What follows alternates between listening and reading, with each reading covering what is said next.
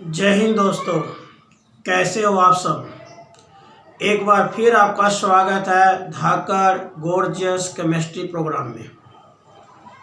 आज का विषय है एक्सप्रेशन फॉर पैकिंग फ्रैक्शन और packing efficiency for FCC.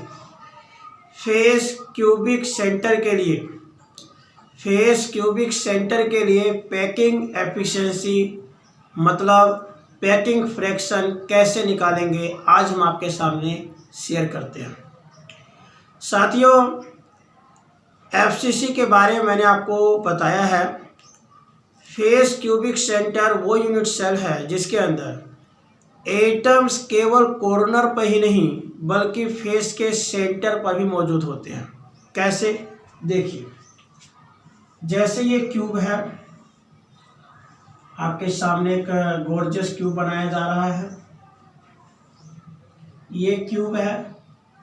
FCC के अनुसार एटम केवल कॉर्नर पे ही नहीं, मैंने कॉर्नर पे तो होते ही होते हैं, कॉर्नर के साथ साथ फेस के सेंटर पे भी मौजूद होते हैं। फेस का सेंटर माने तो ऊपर का सेंटर हो गया, नीचे का सेंटर हो गया, बाएं का सेंटर हो गया, दाएं का सेंटर हो गया, उसी तरह से आगे का सेंटर हो जाएगा, पीछे का सेंटर हो जाएगा। तो कुल मिलाकर 6 फेसेज होते हैं और 6 फेसेज के 6 सेंटर बन जाएंगे। अब आते हैं इसकी एक्सप्रेशन कैसे निकाली जाए। साथियों, पैकिंग फ्रैक्शन हो चाहे पैकिंग एफिशिएंसी, इसी के दो नाम हैं। पैकिंग फ्रैक्शन का एक सिंपल सा फॉर्मूला होता है, क्या, volume of sphere divide by volume of cube, volume of sphere by में वॉल्यूम ऑफ क्यूब। यहाँ स्फीयर एटम की संख्या, एटम को इंडिकेट करता है। ओके, तो हमें यहाँ पर दो चीज़ें निकालनी होगी, एक स्फीयर का वॉल्यूम निकालना होगा, दूसरा क्यूब का वॉल्यूम निकालना होगा। क्यूब की साइड को हम एच डिनोट करते हैं, तो इसीलिए अगर हम क्यूब के वॉल्यूम की बात करें तो क्यूब का वॉल्यूम होगा ए क्यूब, साइड की क्यूब। अब बात रही स्फीयर के वॉल्यूम की, तो सबसे पहले हमें नंबर ऑफ स्फीयर निकालना होगा। नंबर ऑफ स्फीयर माने तो नंबर ऑफ एटम। तो साथियों, मैंने आपको प्रीवियस लेक्चर में सिखाया था कि कॉर्नर पे है, कॉर्नर पे कितने हैं भाई, 8, और एक कॉर्नर का हिस्सा कितना होता है, 1/8। फेसेज कितने हैं, 6, और एक फेस का हिस्सा होता है 1/2। तो यहाँ हो गया 1, यहाँ हो गया 3, तो टोटल कितना हो गया दोस्तों, 4। इसमें 4 एटम है, 4 स्फीयर है। इसीलिए अगर हम स्फीयर का वॉल्यूम निकालें, आपको पता है दोस्तों कि एक स्फीयर का वॉल्यूम होता है 4/3 पाई आर क्यूब, जहां आर रेडियस होता है। एक स्फीयर का वॉल्यूम अगर 4/3 पाई आर क्यूब है तो 4 स्फीयर का वॉल्यूम कितना होगा, 16/3 पाई आर क्यूब। कंफर्म। इस वैल्यूज को आप यहां पर पुट कर दीजिए। Putting equation 3 and 2 into equation 1, तो साथियों क्या हो जाएगा, पैकिंग फ्रैक्शन बराबर आ जाएगा, स्फीयर का वॉल्यूम कितना है 16/3 पाई आर क्यूब, और क्यूब का वॉल्यूम क्या है, ए क्यूब। तो साथियों, अब जरूरत रह गई यहां पर कि हम आर और ए में रिलेशन डिराइव करें कि आर और ए में क्या रिलेशन होगा। आर और ए के रिलेशन को हम यहाँ पर कंफर्म करेंगे।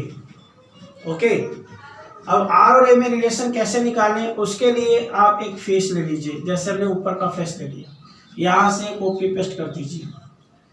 ये सम फेस को यहाँ पे कॉपी पेस्ट कर लेते हैं। यहाँ सेंटर में एक एटम मौजूद है, ये जो है वो ए है, साइड इसका। ओके, और यहाँ भी एटम है, यहाँ भी सफियर है, यहाँ भी सफियर है, यहाँ भी सफियर, एक सफियर बीच में है।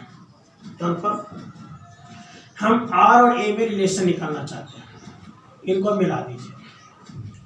साथियों ये जो अरेंजमेंट होता है वो क्लोज पैकिंग होता है। जैसा कि मैंने आपको बताया, क्लोज पैकिंग का मतलब है बिल्कुल क्लोज एटम को क्रिस्टल में पैक करना। इस तरह से पैक करना है कि डेंसिटी अधिक से अधिक हो और वाइड कम से कम हो। तो ये कब हो सकता है? जब ये तीनों के तीनों, मतलब दिस एंड दिस, ये पूरी तरह से क्लोज पैक होंगे, लाइक इन दिस वे। इस तरह से इनके बीच में क्लोज पैकिंग है। Okay, confirm. अब इसका रेडियस क्या है? आर, इसका भी रेडियस आर, इसका भी रेडियस आर और ये रेडियस आर। कंफर्म। इसे अगर मैं ए मान लूँ, इसे मैं बी मान लूँ, तो ए बी की वैल्यू हो जाएगी 4r। ओके, अब इसी ए बी को हम यहाँ पर ए की फॉर्म में निकालना चाहते हैं, क्योंकि हमारा मकसद है आर और ए में रिलेशन निकालना। ओके, तो आर तो हमें पता चल गया, ए बी की वैल्यू आर की फॉर्म में। अब ए बी की वैल्यू हम ए की फॉर्म में निकालना चाहते हैं, वो कैसे निकालेंगे? तो ट्राइंगल ले लीजिए, इसे सी मान लेते हैं। In right angle triangle A B C क्या होगा? पाइथागोरस थ्योरम के अनुसार A B square should be equal to A C square plus में B C square. A C की वैल्यू है ए और ये क्यूब है, तो क्यूब की सारी साइड बराबर होगी। तो अगर ये है तो ये भी ए होगा, तो ये भी हो गया ए स्क्वायर। तो क्या बन गया? 2a square. ओके, तो ए बी की वैल्यू हो जाएगी रूट ऑफ 2a स्क्वायर, मतलब रूट 2a स्क्वायर का रूट क्या बन जाएगा? ए। अब ए बी यहाँ 4r के बराबर और ये भी यहाँ पे रूट 2a के बराबर है, तो लेफ्ट हैंड साइड अगर इक्वल होगा तो राइट हैंड साइड भी इक्वल होगा। तो इसीलिए रूट 2a बराबर आ जाएगा किसके? 4r के। कंफर्म। तो a की वैल्यू आ जाएगी 4r बाय रूट 2। इसका हम रेशनलाइजेशन कर देते हैं, रूट 2 से मल्टीप्लाई, रूट 2 से डिवाइड, तो ये बन जाएगा 4 रूट 2r डिवाइड बाय 2, क्योंकि रूट 2 बन जाएगा, 2 2 जा 4, तो ये बन गया 2 रूट 2r। तो साथियों r और a में रिलेशन आपके स्क्रीन पर आ गया, वो है a equal to root 2r। Confirm. इस वैल्यू को आप इक्वेशन नंबर 4 में रख दीजिए, तो पैकिंग फ्रैक्शन की वैल्यू आ जाएगी आपकी 16/3 पाई r cube divide by a की वैल्यू क्या है आपके सामने? 2 रूट 2r, तो इसकी होल क्यूब। तो this become 16/3 pi r cube divide by 2 की क्यूब कितना होगा दोस्तों? 8, और रूट 2 की क्यूब, रूट 2 की cube, root 2। Okay, root 2 into root 2 क्या आ गया? 2 और रूट 2, तो ये बन गया 2 रूट 2। राइट, 2 की क्यूब हो गया 8 और रूट 2 की क्यूब हो गया 2 रूट 2, और this become r cube. r cube से r क्यूब कैंसिल हो गया, तो दिस विल बिकम 16/3 पाई, और ये बन जाएगा आपका 8 2 जा 16 रूट 2। 16 से 16 कैंसिल हो गया, तो ये बन गया पाई बाय 3 रूट 2, जिसको हम चाहे तो लिख सकते हैं पाई की वैल्यू 3.14 अप्रोक्सीमेट, 3 रूट 2 की वैल्यू 1.414 अप्रोक्सीमेट। कंफर्म। तो अगर हम इसको सोल्व करें तो ये आ जाएगा 0.74, और अगर हम इसे परसेंटेज में लिखें तो ये बन जाएगा 74%। तो साथियों इस प्रकार से हम एफसीसी की पैकिंग फ्रैक्शन निकाल सकते हैं। आपने देखा पैकिंग फ्रैक्शन सिंपल निकाला जा सकता है। पैकिंग फ्रैक्शन सफियर का वॉल्यूम बाय में क्यूब का वॉल्यूम, सफियर का वॉल्यूम हो गया आपका 16/3 पाई r क्यूब, क्यूब का वॉल्यूम हो गया a क्यूब। r और a में रिलेशन निकाला गया, r की और a की रिलेशन आई, a equal to 2 root 2r, इसे हमने पुट कर दिया, तो इससे पैकिंग फ्रैक्शन की वैल्यू आ गई 0.74, मतलब 74%। मुझे विश्वास है आपको ये पैकिंग फ्रैक्शन निकालना आ गया होगा। इस उम्मीद के साथ कि आप इसी तरह से हंसते रहेंगे, मुस्कुराते रहेंगे। फिर मिलेंगे एक नए कॉन्सेप्ट के साथ, सेम टाइम सेम जगह। जय हिंद।